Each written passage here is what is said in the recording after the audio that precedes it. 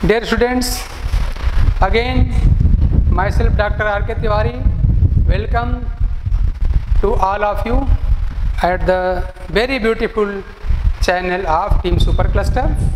आज हम लोग एक बहुत ही इंटरेस्टिंग और बहुत ही typical difficult but important topic को हम लोग यहाँ डिस्कस करने चल रहे हैं।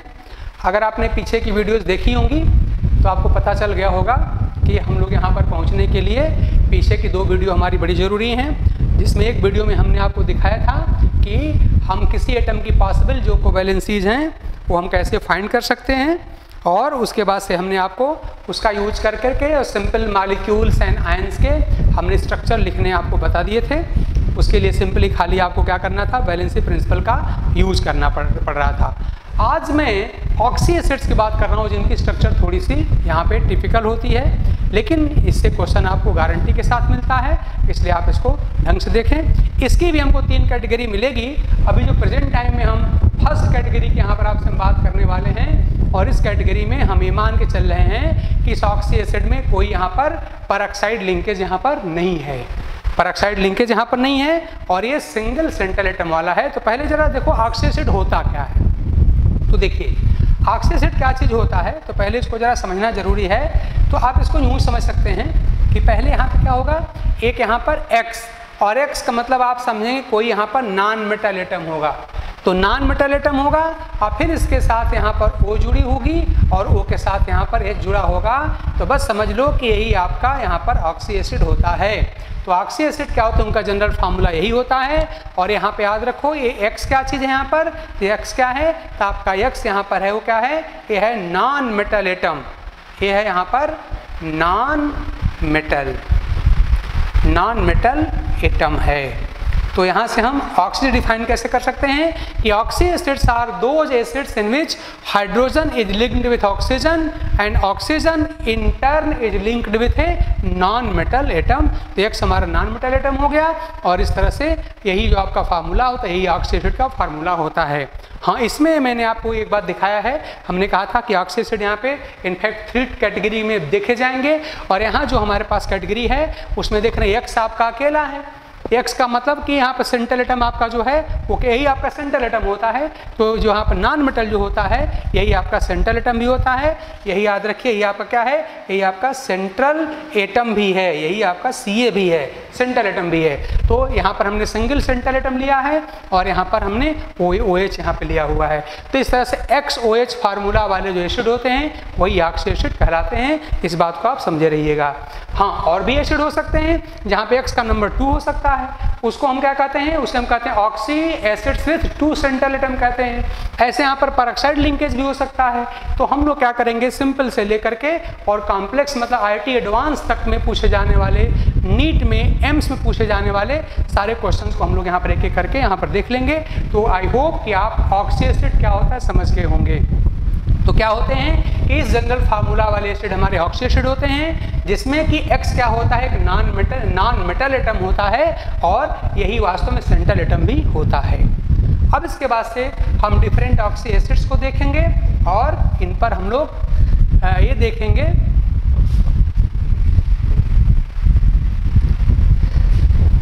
हम लोग यहाँ पर ऑक्सी एसिड पहले देखेंगे जिसके पास केवल अकेला सिंगल सेंट्रल एटम हो। तो सिंगल सेंट्रल एटम वाले हम ऑक्सी एसिड को पहले यहाँ पर देखने चल रहे हैं, और उसका एग्जांपल आपके सामने देखिए, हमने 2 लिखा हुआ है। एक आपका है H3BO3 और एक हमारा हो गया H2CO3। इस तरह से इसके लिए आपको कुछ छोटी छोटी इन्फॉर्मेशन यूज करनी पड़ेगी। तो हमने आपको पिछले के वीडियोस में ही लेक्चर में हमने बता दिया था कि आप क्या करेंगे कि आपको इस फार्मूले में दिख रहा है एक ऐसा नॉन मेटल एटम दिखाई पड़ रहा है। देखो हैं तो तीनों के तीनों यहाँ पर नॉन मेटल एटम, लेकिन एक बात अगर आप ढंग से देखें तो बात आपको बहुत क्लियरली दिख रहा होगा कि यहाँ पे तीनों के तीनों कैसे हैं, तीनों के तीनों हमारे कैसे हैं, नॉन मेटल ही हैं। H भी नॉन मेटल, बोरन भी नॉन मेटल, O भी नॉन मेटल है, तीनों नॉन मेटल ही हैं। लेकिन अब इसमें सेंट्रल कौन होगा, तो हमने कहा था जिसकी वैलेंसी सबसे अधिक होती है वही हमारा सेंट्रल एटम हो जाएगा। तो बोरन की वैलेंसी आप जानते हैं 3 होती है, O की जनरली 2 होती है, H की तो खैर 1 होती है, तो जिसकी वैलेंसी अधिक है, बोरन है, वही हमारा हो जाएगा सेंट्रल एटम। तो आपके पास सिंगल सेंट्रल एटम है। यहाँ भी देख रहे हैं कि कार्बन यहाँ पर आपका सिंगल सेंट्रल एटम यहाँ पर दिखाई दे रहा है। तो हम लोग ऐसे ऑक्सी एसिड की बात करने जा रहे हैं जिनके पास सिंगल सेंट्रल एटम यहाँ पर है। अब देखिए इनका स्ट्रक्चर कैसे लिखा जाता है। तो आप सिंपली क्या करेंगे कि पहले अपने सेंट्रल एटम को आप यहाँ लिख दीजिए। तो बोरन यहाँ पर आपका हो गया सेंट्रल एटम, और जो यहाँ पर हाइड्रोजन होता है, याद रखिए जो यहाँ पर हाइड्रोजन होता है वो हाइड्रोजन सेंट्रल एटम के साथ डायरेक्ट नहीं जुड़ता है, बल्कि हाइड्रोजन जो होता है वो OH के फॉर्म में होता है। तो हम यहाँ पर एक छोटा सा ये फार्मूला हम यहाँ पे यूज करने जा रहे हैं। यहाँ पर ऐसे नोट कर सकते हैं आप इस बात को कि यहाँ पे जो हाइड्रोजन होता है कि यानी कि जो नंबर ऑफ हाइड्रोजन है वो क्या होता है, वो equal to number of OH होता है, यानी हाइड्रोजन यहाँ पर OH के फॉर्म में होती है। इस बात को आपको थोड़ा सा याद कर लेना चाहिए। अगर इतनी सी बात अगर आपको याद हो जाएगी तो सिंपली आप यहाँ पे इस स्ट्रक्चर को बड़े आराम से लिख पाएंगे।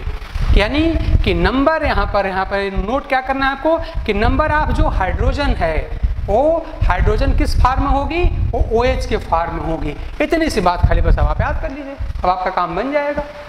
तो आप देख रहे हैं कि इसका मतलब कि यहाँ पे देखो H3 3 H है ना, तो तीनों H किस फॉर्म में होंगे, OH के फॉर्म में होंगे। तो सेंट्रल एटम के साथ हम क्या करेंगे, H नहीं जोड़ेंगे, O नहीं जोड़ेंगे, बल्कि क्या जोड़ेंगे, OH जोड़ेंगे, क्योंकि H जो होती है OH के फॉर्म में होती है। तो 3 यहाँ पे H भी है, 3 ही आपकी O भी है। तो इसका मतलब सिंपली क्या हो जाएगा कि बस आप यहाँ से 3 OH यहाँ पर आप लगा दीजिए। एक OH ये हो गया, एक OH आपका ये हो गया और एक OH आपका ये हो गया। तो इस तरह से आप देख रहे हैं यही आपके H3BO3 का स्ट्रक्चर ये हो गया। तो इसमें ये बात क्या याद रखनी थी कि सबसे पहले सेंट्रल एटम हमको सिलेक्ट करना था, बोरन यहाँ पर हो गया। उसके बाद से H को कैसे लिखना है, तो याद रखिए ऑक्सी एसिड में हमने फार्मूला बताया था कि ऑक्सीड में क्या होता है, OH बांड होता है ना, OH होता है वहाँ पर। सेंट्रल एटम के साथ H नहीं लगता है, बल्कि क्या लगता है, H जो होता है OH के फॉर्म में होता है। ये बात हमने नोट में लिख भी दिया है कि जो आपका H होगा वो in the form of OH होगा। तो 3 यहाँ पर H हैं तो तीनों के तीनों OH के फॉर्म में होंगे। देखिए आपका H भी यहाँ पर B आपका हो गया, 3 आपके देखो गिन लीजिए आपके 3 H भी हो गए और 3 यहाँ पर O भी हो गए। तो आपका फार्मूला पूरा हो गया। अब जरा सा जाइए H2CO3 पर। अब हम इसकी अगर हम बात कर लें आपसे ये वाला, तो इसको देख लेते हैं। तो हम इसको रब कर लेते हैं, पहले हटा देते हैं इसको।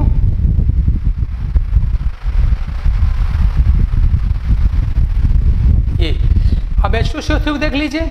अगर हमें इसी स्ट्रक्चर लिखनी हो तो बड़ा सिंपल सा बात है, आप आराम से लिख सकते हैं। और वो क्या है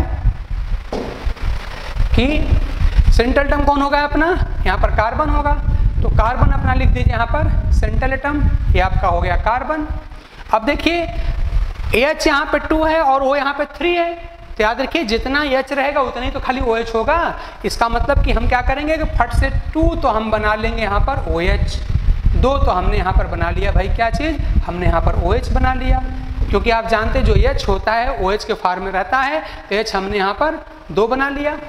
अब देखो तो 2 OH बनाने के बाद खाली 2 O हमारे खर्च हुए, 1 O हमारा बचा हुआ है ना, क्योंकि देखो हमारे पास 3 है। तो आप जानते हो कि बैलेंसी आप जानते कितनी होती है, 2 होती है। तो फट से आप यहाँ पे डबल बॉन्डेड यहाँ पे O बना दीजिए। तो आप देख रहे हैं सबकी बैलेंसी भी सेटिस्फाई हो गई और आपका स्ट्रक्चर भी लिख गया। C की बैलेंसी 4 होती है, गिन लीजिए 1 2 और 2 बॉन्ड यहाँ पे 4 हो गया। O की बैलेंसी 2 होती है, तो आप देख रहे हैं हो ही गया। OH आप जानते हैं मोनोवैलेंट ग्रुप होता है, भी हो गया। तो इस तरह से इसका भी स्ट्रक्चर आप आसानी से लिख सकते हैं। चलो और कुछ एग्जाम्पल लेते हैं। अब देखिए हमारे पास यहाँ पे H3PO4 है, इसकी बात हम कर लें। सिंपल सी बात है, बड़ा आसान सा है, कोई प्रॉब्लम नहीं। सेंट्रल एटम कौन होगा, फास्फोरस आपका हो जाएगा। तो P आपका हो गया यहाँ पर सेंट्रल एटम हो गया। अब देख रहे हैं कि H यहाँ पे 3 है और हमने बताया था कि जितना भी H होगा सब OH के फॉर्म में होगा। तो फट से क्या करेंगे आप कि जितने भी आपके H हैं सबको OH के फॉर्म में आप लिख दीजिए। तो 3H है ना, तो आप यहाँ क्या करेंगे कि फटाफट यहाँ पे 3 यहाँ पे OH लिख दीजिए। जितना H होगा सारा का सारा क्या करेंगे आप यहाँ पे OH के फॉर्म में यहाँ लिख देंगे। अब देखिए 3 O तो आपकी खर्च हुई OH के फॉर्म में। अभी देखो O यहाँ पर 4 है ना, एक O बच गई। और जो O बच गई वो क्या करेंगे, फट से O की बैलेंसी आप जानते हैं 2 होती है, तो आपने यहाँ पे लिख दिया। ये आपका हो गया H3PO4 का स्ट्रक्चर आपका हो गया।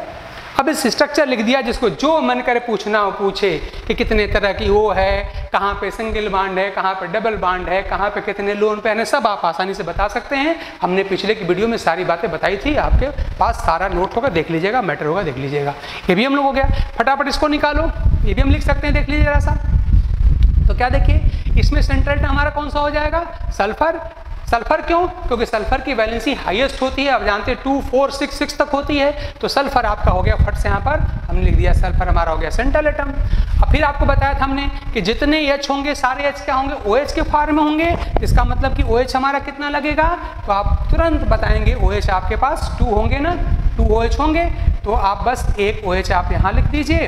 देखिए, एक OH हमने यहाँ लिख दिया और एक OH मान लो हमने यहाँ लिख दिया। तो हमारे 2 खर्च हो गए, H खर्च हो गया, 2 हमारे O खर्च हो गए। अभी हमारे 2 O बचे हुए हैं, ये 2 देखो बचा हुआ, यहाँ पर 4 है ना, तो 2 बचा हुआ है। तो O क्या करेंगे, उनको कैसे करेंगे? तो O की वैलेंसी आप जानते हैं 2 होती है। तो डबल बॉन्ड के साथ आप यहाँ पे 2O भी यहाँ पर लिख दीजिए। तो इस तरह से आप देख रहे हैं यहाँ पर कि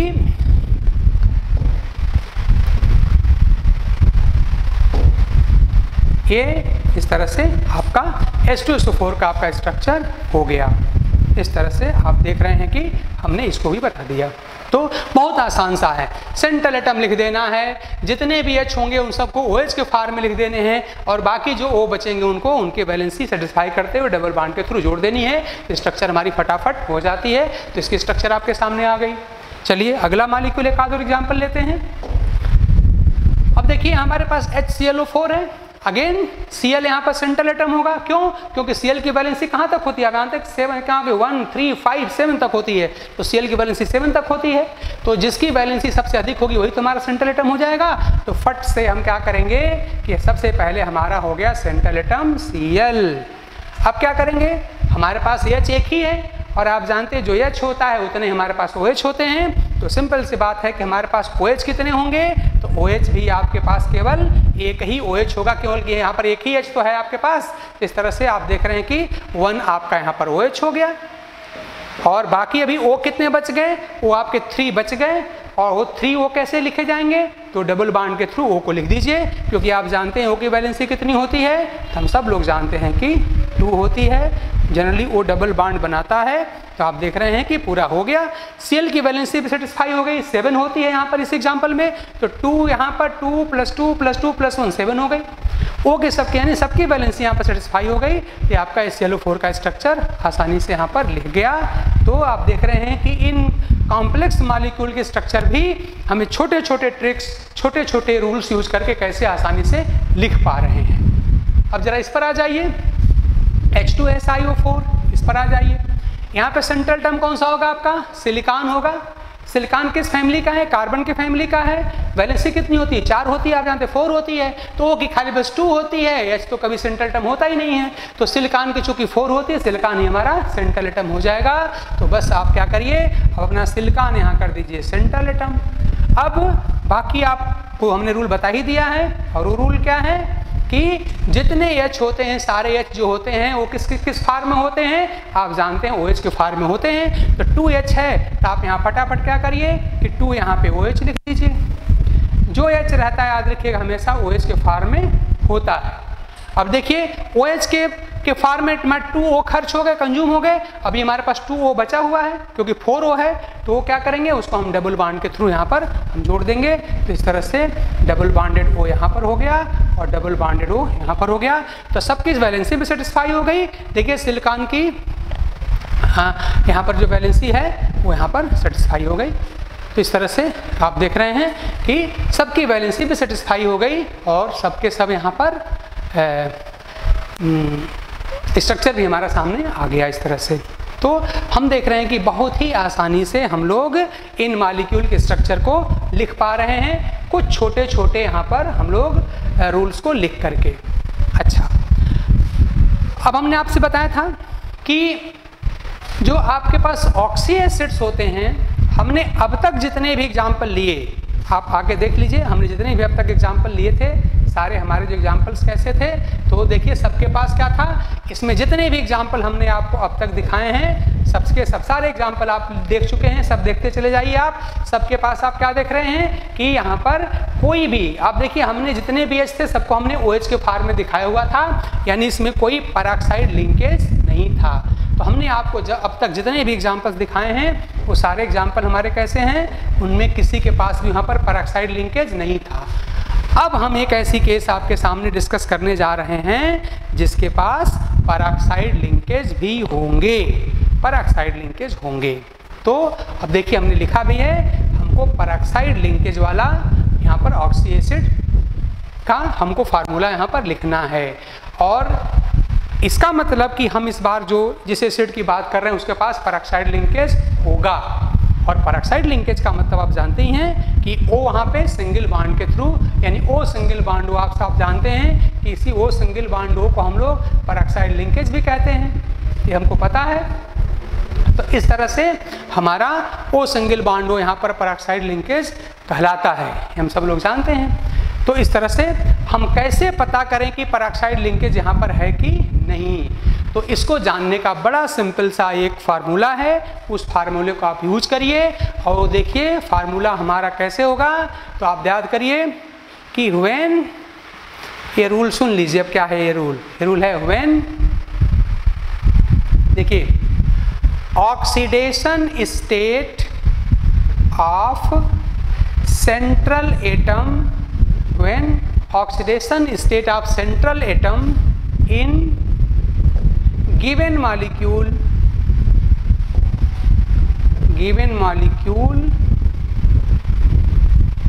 is greater than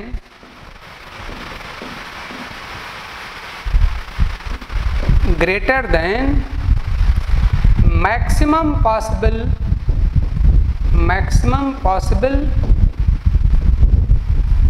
oxidation state, तो उस समय आप जानते हैं पेरोक्साइड लिंकेज प्रेजेंट होता है। अगर ऐसा हो जाए हम कह सकते हैं कि पेरोक्साइड लिंकेज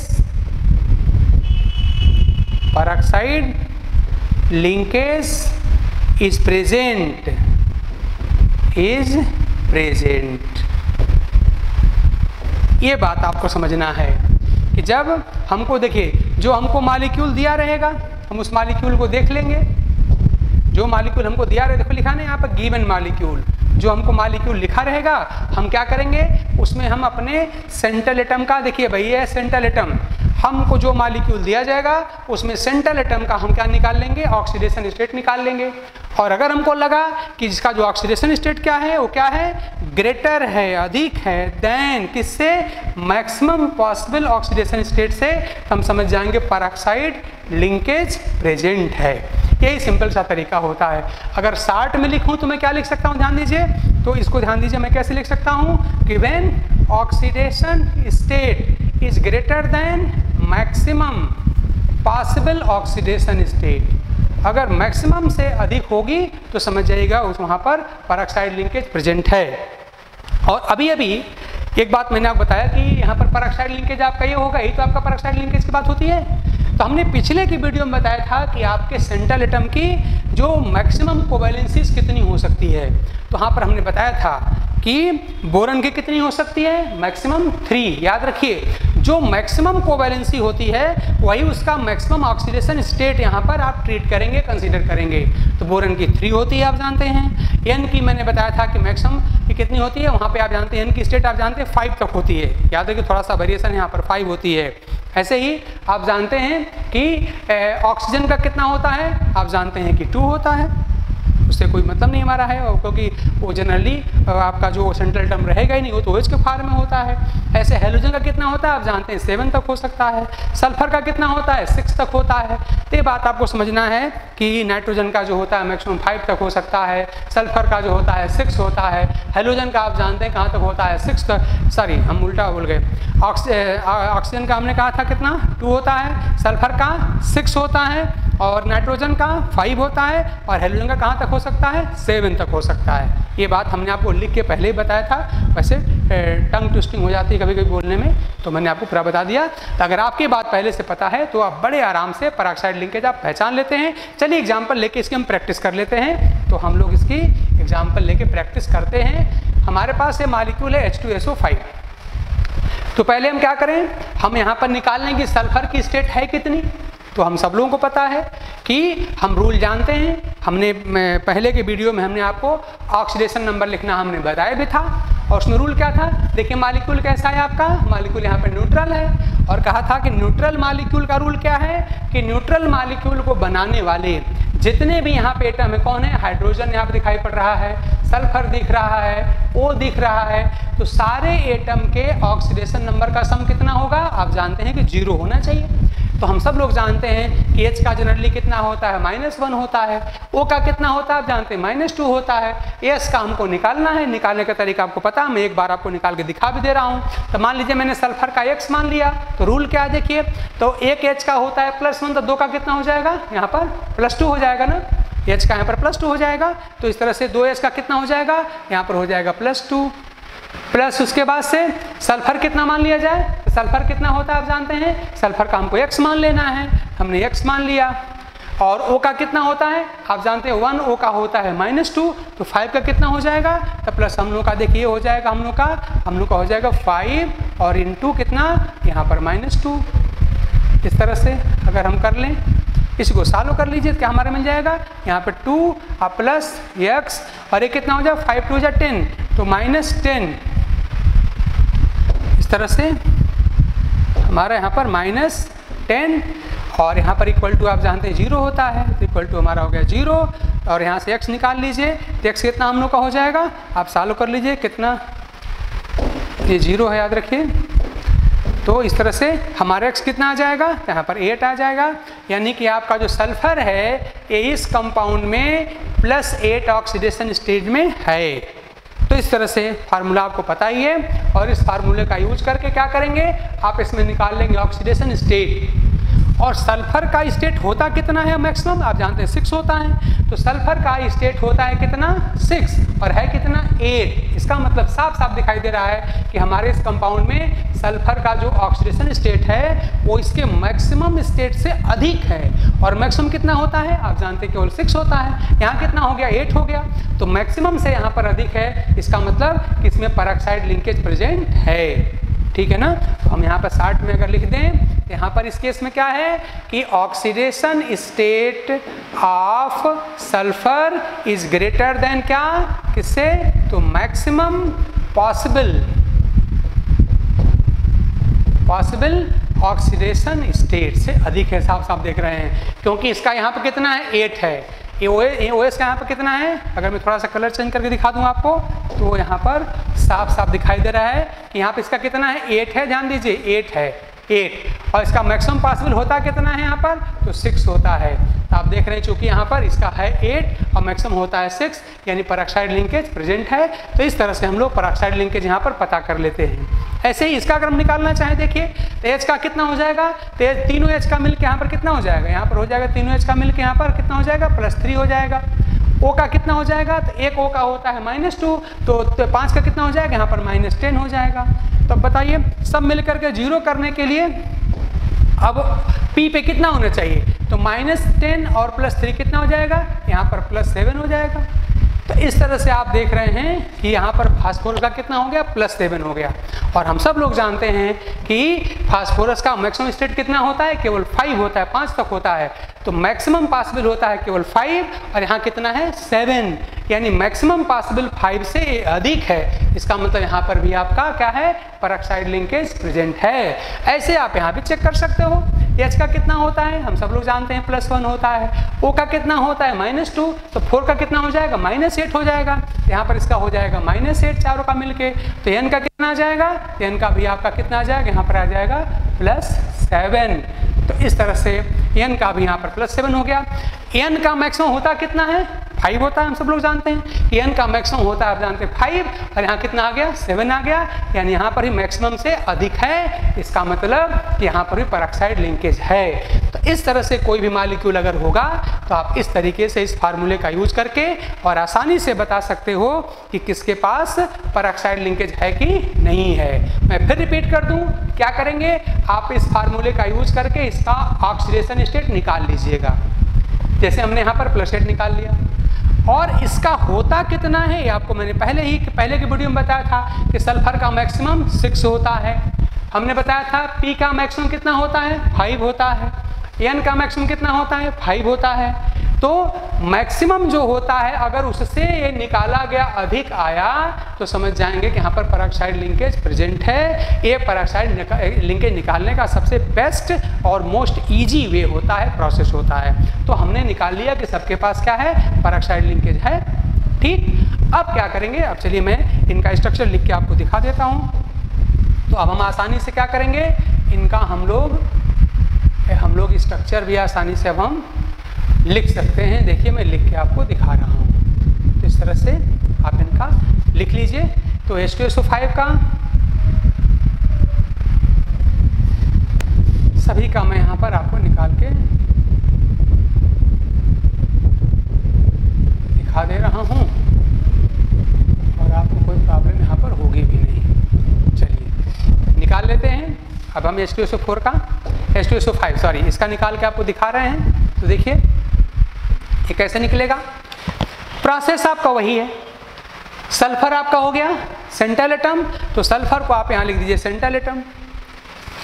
एक छोटा सा आपको चेंज यहाँ पर करना पड़ेगा, और वो चेंज क्या होगा कि 1H जो होगा 1H वो परऑक्साइड लिंकेज के फॉर्म में होगा। तो मैं रूल आपको यहाँ लिख दे रहा हूँ, इसको मैं नोट के फॉर्म में यहाँ पर लिख दे रहा हूँ।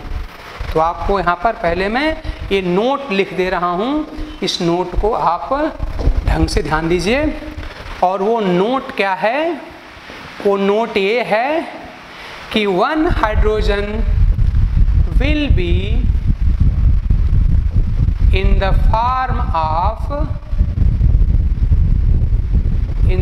of देखिए इस फॉर्म में होगा ये OOH, इस परऑक्साइड फॉर्म में होगा।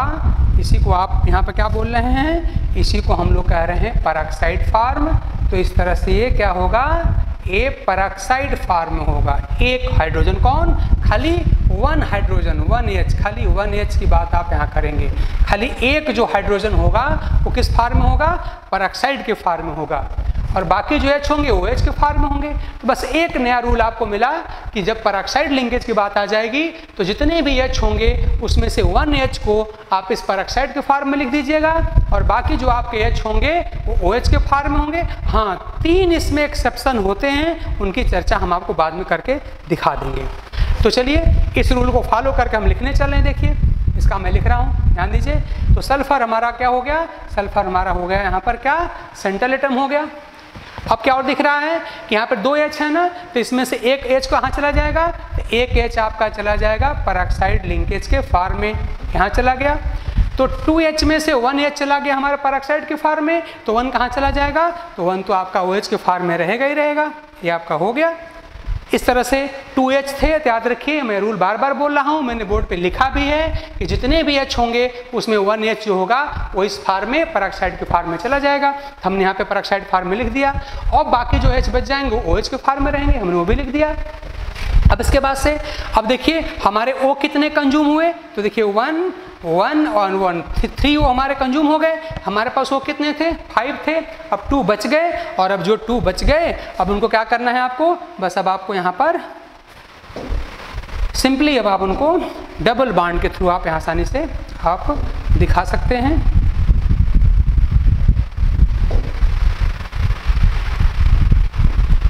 तो अब आप डबल बॉन्डेड ऑक्सीजन यहाँ पे दिखा दीजिए।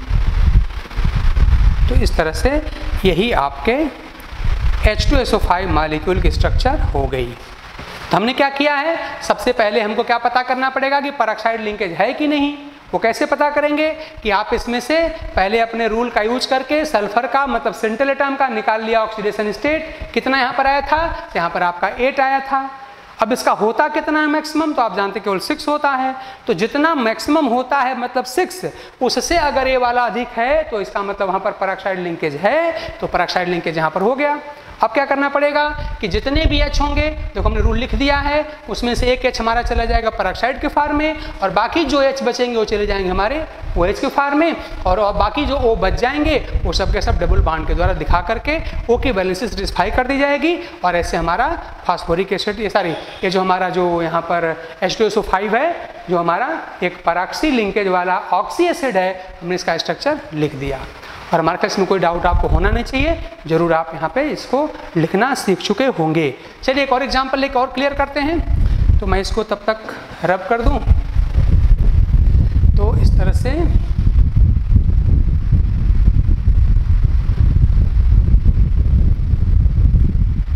चलिए हम इसको निकाल के देख लेते हैं H3PO5 को। यहाँ भी क्या है, प्रोसेस सेम ही है। क्या करेंगे, फास्फोरस हमारा, हमने ये तरीका बता ही दिया था आपको, मैंने पहले निकाल के दिखाया भी था कि यहाँ पर पेरोक्साइड लिंकेज है। तो इस तरह से हम क्या कर लेंगे कि यहाँ पर हमारा सेंट्रल एटम यहाँ पर फास्फोरस हो गया, वो लिख दीजिए। अब देखिए हमने कहा था कि जितने भी H होंगे उसमें एक H कहाँ जाएगा, पेरोक्साइड के फॉर्म में जाएगा, तो फट से उसको पेरोक्साइड के फॉर्म में आप यहाँ पर OH के फॉर्म में यहाँ पर दिखा दीजिए। ये हो गए। अब देखिए हमारा 1H कंज्यूम हुआ पेरोक्साइड के साथ, अभी हमारे 2H बच गए और जो बच गए वो क्या जाएंगे, OH के फॉर्म में जाएंगे। इसका मतलब कि हमारा यहाँ पर एक OH के फॉर्म में चला जाएगा। अब देखिए कुल कितने अच्छा देखिए यहाँ पर 2H बचे थे ना, तो यहाँ पर 2OH हो जाएगा। इसका मतलब कि एक OH आपका यहाँ पर और हो जाएगा। अब देखिए O कितने आपके कंज्यूम हो गए, तो 1 2 3 4 कंज्यूम हो गए। अभी हमारे पास एक O बचा हुआ है, तो क्या करेंगे, उसको डबल बॉन्ड के साथ लगा दीजिए। तो बस आपका देखिए फट से ये स्ट्रक्चर भी तैयार होगा। तो आपका H3PO5 का जो यहाँ पर स्ट्रक्चर है वो बन गया।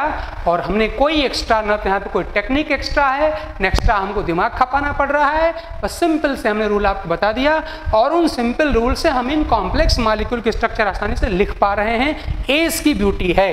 तो अगर आप इन ट्रिक्स को, इन कॉन्सेप्ट को समझेंगे तो कितना भी कॉम्प्लेक्स मॉलिक्यूल होगा हम बहुत आसानी से स्ट्रक्चर अपनी लिख पाएंगे। चलिए एक और एग्जांपल हमारे सामने है, वो भी मैं आपको लिख के दिखा देता हूँ। लिखने आपको आ ही गया होगा। तो अब हम HNO4 पे आ जा रहे हैं, तो इसको लिख लीजिए फटाफट। तरीका है आसान, वही आसान सा है। मैं छोटे में यहाँ पे दिखा दे रहा हूँ इसको। तो आप चाहें तो स्क्रीनशॉट भी ले सकते हैं इसका, इसलिए मैं मिटा नहीं रहा हूँ। तब क्या करेंगे आप फट से, सेंट्रल एटम कौन होगा हमारा, नाइट्रोजन यहाँ पर हो गया सेंट्रल एटम। हमारे पास H है और देखिए एक ही H है और आप जानते हैं कि चूंकि पेरोक्साइड है, सॉरी पैराक्सी एसिड है और पैराक्सी एसिड कैसा है, पैराक्साइड लिंकेज वाला एसिड है। तो हम क्या समझेंगे कि एक तो हमको डालना ही पड़ेगा यहाँ पर पैराक्सी लिंकेज में। तो जो आपका H है वो कहाँ चला जाएगा, वो चला जाएगा पैराक्सी लिंकेज में। इसको तो जाना ही जाना पड़ेगा, यानी कोई यहाँ पर और OH हमारे पास नहीं है। अब हमारे पास कितने O बच गए, हमारे पास 2 बच गए और 2 ऑक्सीजन आप आराम से यहाँ पे डबल बॉन्ड के थ्रू आप यहाँ दिखा दीजिए। इस तरह से आप देख रहे हैं कि N की वैलेंसी 5 होती है, N की वैलेंसी सेटिस्फाई हो गई, सब की वैलेंसी सेटिस्फाई हो गई और HNO4 का आपका स्ट्रक्चर भी यहाँ पर आसानी से बन गया। तो इस तरह से आपने देखा कि जो पेरोक्साइड लिंकेज वाले हमारे यहाँ पर ऑक्सी एसिड्स होते हैं, उनका हम बहुत आसानी से उनका अभी स्ट्रक्चर लिख सकते हैं। लेकिन हमने अभी तक आपको जो बताया ऑक्सी एसिड्स में, हमने यहाँ पे सिंगल सेंट्रल एटम वाले ऑक्सी एसिड का हमने स्ट्रक्चर लिखना आपको बताया है। इसमें 2 कैटेगरी आपको मिली थी। एक जो इसके पहले वाले पर अगर हम आते हैं तो इसके पहले वाले में जो हमको मिली थी, याद करिए वो कैसी थी। तो आप देख रहे हैं कि यहाँ पर कोई, यहाँ पर देख रहे हैं कोई यहाँ पर पेरोक्साइड लिंकेज यहाँ पर नहीं था। ये सब आपके सामने एग्जाम्पल्स थे। इसके पहले आप और आप आ सकते हैं, देखिए सब भी ऐसे हैं जिन पर कोई यहाँ पे पैराक्सी लिंकेज नहीं था। और अभी जो आपको हम बता रहे थे आगे, उसमें आप लोग देख रहे थे कि देखिए यहाँ पर क्या था कि यहाँ पर हमारे पास पैराक्सी लिंकेज वाले एसिड्स आपके सामने देखिए यहाँ पर हैं। तो हमने सिंगल सेंट्रल एटम वाले आपको सारे एसिड दिखा दिए जिनमें पैराक्सी लिंकेज हो भी सकता है और नहीं भी हो सकता है। तो इनको आप लिख के प्रैक्टिस करिएगा और ये आपके लिए बहुत यूजफुल होगा, कंपटीशन में खूब हेल्प करेगा, बोर्ड एग्जाम में खूब हेल्प करेगा। और इसके बाद से एक जो और केस बच जाती है वो क्या होती है, तो उसमें हम देखेंगे कि जो आपका जो सेंट्रल एटम होता है उनका नंबर 2 हो सकता है। जो सेंट्रल एटम होते हैं उनका नंबर 2 हो सकता है और वहाँ पर भी डिफरेंट टाइप के बॉन्ड्स हो सकते हैं। वहाँ पर भी आपका पैराक्सी लिंकेज हो भी सकता है और और नहीं भी हो सकता है। तो अगली जो वीडियो आने वाली है तो इस कैटेगरी का जो सबसे मोस्ट कॉम्प्लेक्स फार्म होता है, जो मोस्ट एडवांस फार्म होता है, जो आपके मेंस और एडवांस आईटी और नीट में भी जो गारंटी के साथ जो क्वेश्चन पूछा जाता है, वो हम आपको अगली वीडियो में बताएंगे। तो उस अगली वीडियो को ढंग से देखिएगा।